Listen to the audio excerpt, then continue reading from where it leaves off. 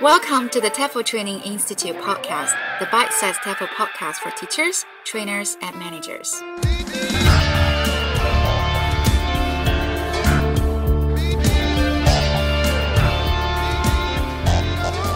So Tracy, how long have you worked in the same company for?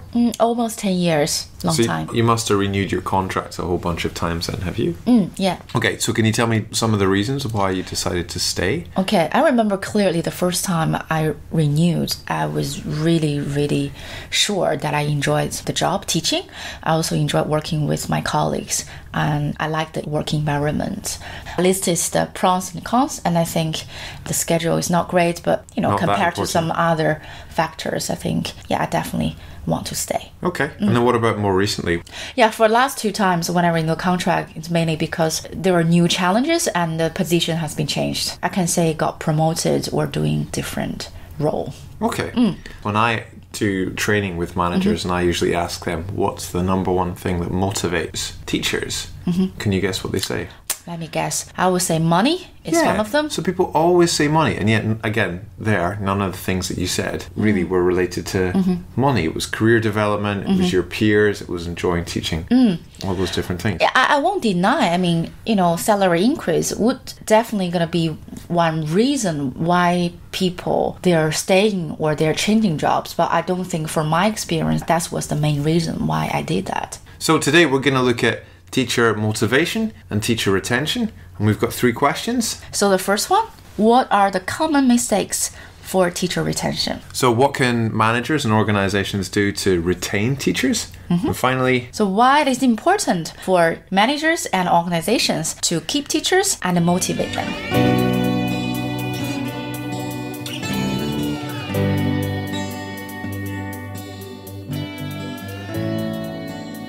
So Tracy, what do you think are some of the maybe common mistakes then that managers and organizations make? You mentioned earlier about money. Yeah. I would say most of people just assume, no salary increase, and compared to other organizations in this field, and the salary is not very competitive.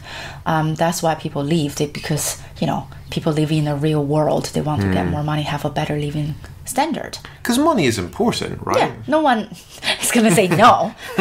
But why do the managers still believe that's the main reason, or number one reason why people stay? Or why people leave? I think it's just a very 19th century, like a Victorian, very simple way of looking at motivation. That, very capitalist way of looking at it, that if you want people to do something, offer them money and they'll do it. But I think the reason that doesn't work for teachers is because if you were someone that was really motivated by money, you wouldn't have become a teacher. That's true. That's not the really wealthy industry, to be honest. You would have gone into banking, or you become a lawyer, you try to become a doctor, or you would have become a salesperson, but you wouldn't have moved abroad and got a teaching job. Like, at least for me, when I moved to China, I took a pay cut of I was getting paid, I think, a quarter or a fifth of what I was getting paid before in the UK. That's not to say money's not important to me, but it's obviously not the main driving reason behind what I'm doing. Otherwise, I wouldn't take a 70% pay cut for a new job. So it must show that there's other factors that are important. I think that's lead to the next one that I've been thinking about, because a lot of time, the managers believe what they believe, right? They never ask the teacher, is this the reason why you stay, or is it why the reason you leave? Right. So, like there's a quote in the Bible, I think, isn't there? It's like, do unto others as you would have do unto you. Right? Have you heard this before? Yeah, I think so. It's like treat other people the way you want to be treated. But there's a quote from George Bernard Shaw who says, do not do unto others as they expect they should do unto you.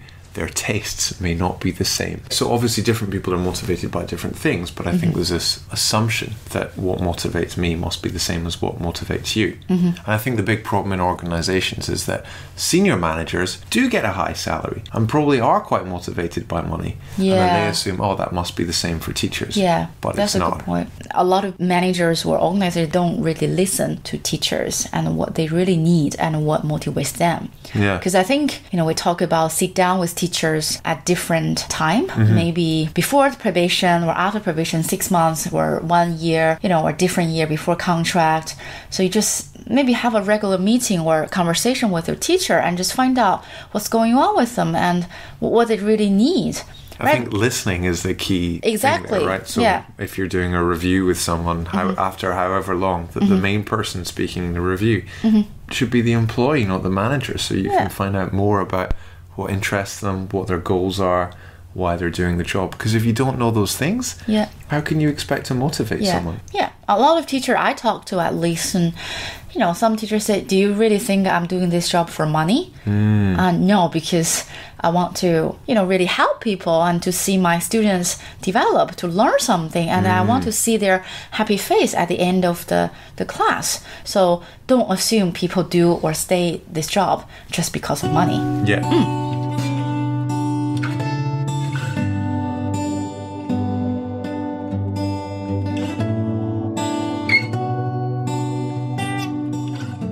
You've been a manager for a few years. So what are the secrets for you as a manager to keep your staff? If you care for your staff and you say, I know that you're going to leave one day, and what I want to do in the next year, we want to give you some of the skills and things that are going to help you get to the next position, either in this company or outside this company. Or say you've told me you want to run your own CELTA school or your own Cert TESOL school. And great. Okay, let's work on having a plan for you over the next year so that you can get the skills so that you'll be able to run your own school in a year's time or 2 years' time. Then you're much more likely to stay with me for those 2 years, right? But I think it's kind of counterintuitive for people, because I think people think, I don't want to encourage my staff to leave. But I think you want to encourage your staff to achieve their goals, and those goals will probably usually be outside the company. So for me, that secret is like listening to them, finding out what it is that they want to achieve in the future, and then helping them make sure they get the skills in their current job that'll help them get there in the future. Because your aim isn't to keep people until they're 65, right? Your aim is to keep people, instead of keeping them for 1 year, keeping them for 3 years or 4 years. That's an interesting point, though, because even for employee or for teachers, and they stay longer, and then automatically we believe, okay, the reason why I stay another year because I want to have a promotion. Of course, that's fine. But after what you mentioned, and you need to think about, okay, I'm going to stay another year or two. So what can I get out of it? Yeah, exactly. I think that's what you want to talk to people about, right? What do you want to get out of staying here for another year and having that conversation with people? So that's my point. I think just accept the position, the title, and the real skills and the competencies and knowledge and all that kind of stuff, and people need to consider more. You know what I mean? But I think that's the thing that managers need to help people to realize, right? Because for a lot of people, it's like, I'm going to be standing up in front of a room of 15 kids again for a year, teaching them ABC. But there's a lot more in the way of skills that you can get out of that can help you to get a better job or something when you leave, or you can study a qualification or something that's going to help you get a different job when you leave. But it's helping people realize what are the skills that you need for the future, and then, okay, how can we make sure that you get those skills in your current position?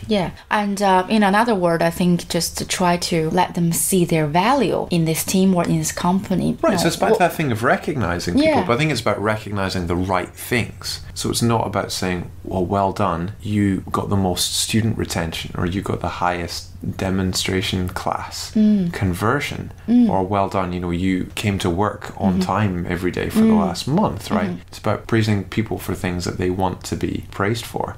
So can I ask you here? I'm just confused that should we ask them, what do you want me? I think you need to ask people, like, what do you want to be praised for exactly? But you can find out what people think that they're good at doing. And I think praising people for, you made the most money for our company every month, that's great if it's a salesperson, because that is the role of a salesperson, is to make money. But if it's a teacher and you praise them for making money, then you're not going to keep people who are very suited for the teaching profession. But that all comes down to, like you were saying at the beginning, getting to know people's motivation, understand, and then sitting down with someone on the first day in the new job and saying, why are you here? What do you want to get out of this? So what if the teachers say, I just want to come here, travel? But that's fine. So how can you help them? Because that was what I wanted to do.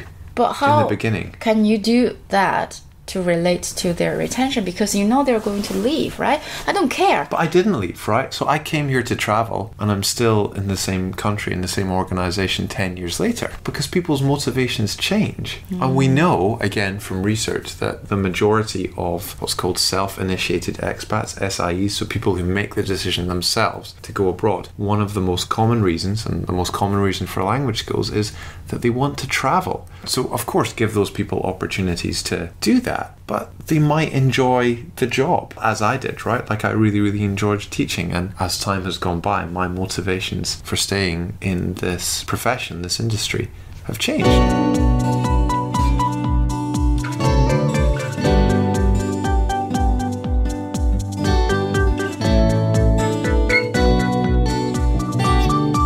Okay, so we talk a lot about the common mistakes and how we, motivate and keep teachers. So why do we do that? Why do we care about doing it?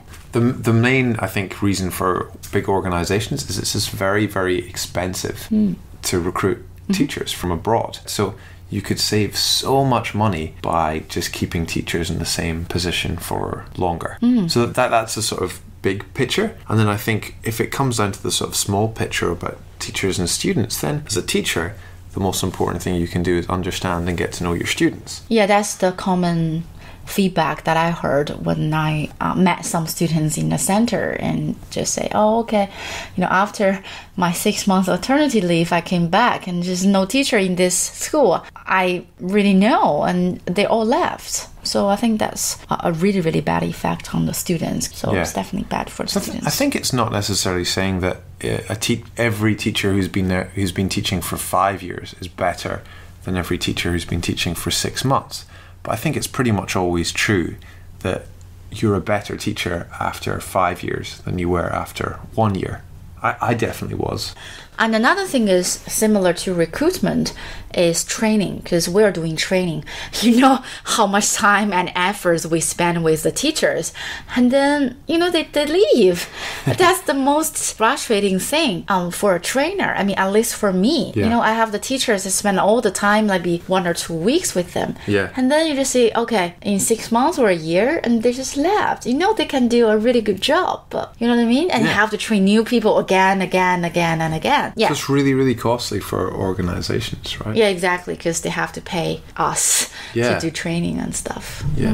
I think this is something that's becoming more and more common, not just in education, but everywhere. Like if you look at my parents, they pretty much stayed in the same jobs for about 30 something years. And for your parents, how long did they work in the same companies for? Well, their whole life, definitely right. More than 30 years. Right, but I think now things are changing a lot faster, and I think the world average, according to LinkedIn, is only something like 4 years that people stay in the same company. So of course nowadays we don't expect people to stay in the same company, same position 5-10 years, because that's kind of unrealistic. But again, don't want to spend a lot of time and money keep hiring new people and training them.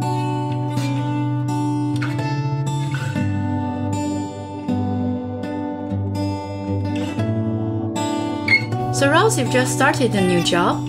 If you have a chance to tell your manager 3 things that can motivate you, what they are going to be? The team I work with is really important. In my last job, I really loved all the people that I worked with, and that kept me there for quite a long time. So I guess as a manager, having control over who you hire is really, really important. I think things like your work schedule and your work-life balance is also super important, especially nowadays. That's something that research has shown is important for every generation. I think for me, working overtime isn't a problem occasionally, but I know of some people, friends, who've had to work like 6 days a week and 12 hours a day every day for 2 years. And those people obviously quit. So making sure there's some sort of work-life balance and professional growth and development. So it might not be doing tons of training courses or anything, but it might just be the opportunity to do research and present at conferences.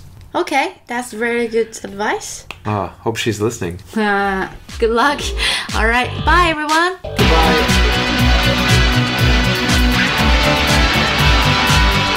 For more podcasts, videos, and blogs, visit our website www.tefltraininginstitute.com.